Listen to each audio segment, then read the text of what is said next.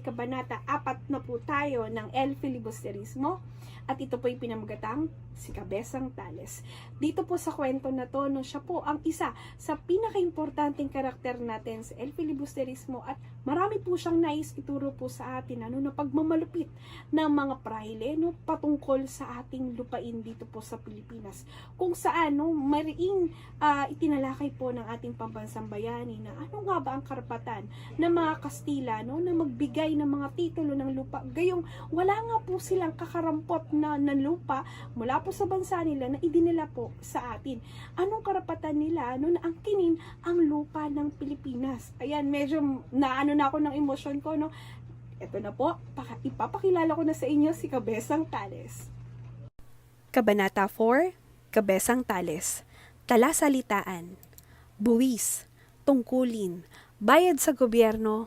Tax. Gulok. Isang malaking kutsilyo o bolo. Kabesa de barangay. Pinuno ng nayon noong panahon ng Kastila. Manilbihan. Maglingkod.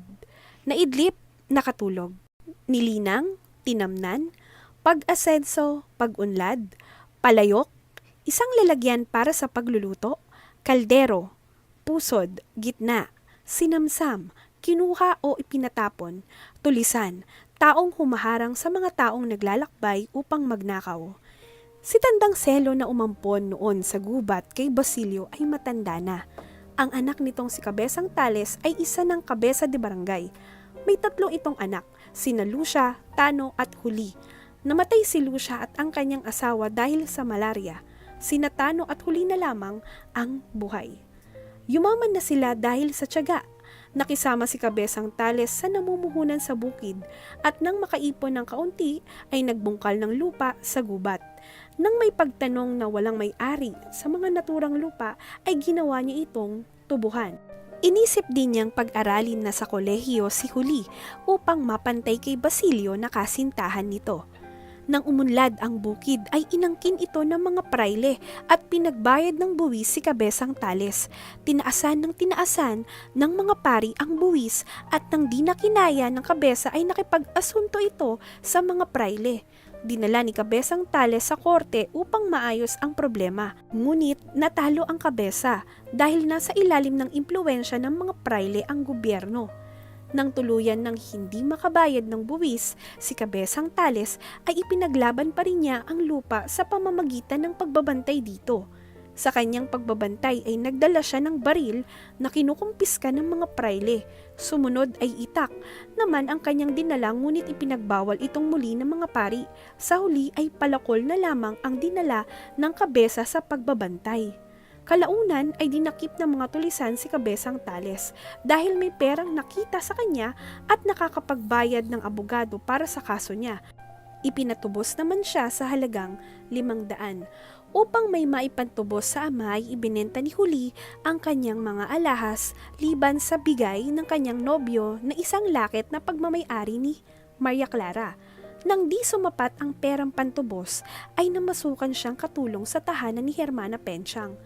Bispiras noon ng Pasko, kaya kinabukasan ay maninilbihan na siya bilang isang alila. Dahil sa pangyayaring ito ay hindi na nakapag-aral si Huli. Masalimuot naman ang naging panaginip ng dalaga ng gabing iyon.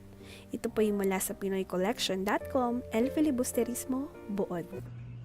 Ang kanyang ama po na si Tata Selo ay pinangaralan na po siya na ang babanggain mo no ay gaya ka ng isang palayok na bumabangga sa kawali. Talagang mahihirapan po si Cabezang Tales, ngunit lumaban siya ng patas, nakita naman natin kaya lang talagang mailap ang tadhana at sabihin na nating madaya talaga no ang pagbibigay ng hatol noon. At dito nga nagkasunod-sunod na ang problema hanggang sa si Huli nga ay maaaring hindi na makapag-aral. Ngunit kung papansinin po natin isa po sa magandang nangyari sa kwento ay ito po ay may koneksyon sa Noli Me Tangere. Itong kabanata po na ito, kung matatandaan po ninyo si Basilio sa Noli Me Tangere, 13 taon na ang nakakaraan nang siya po ay tumakbo papunta sa gitna ng gubat dahil siya po ay hinahabol ng mga Guardia Sibil sapagkat siya ay pinararatangan na nagnakaw. Alam niyo po ba na siya po ay inumpon at pinatuloy sa tahanan po ni Tata Celo. Kaya nga po dito nakilala niya ang pamilya ni Kabesang Tales at dito rin po niya nakilala si Huli na siya niya ngayong kasintahan. Kaya naman po dito ko po tatapusin ang ating kabanata at magkita-kita po tayo maya-maya lang sa kabanata 5.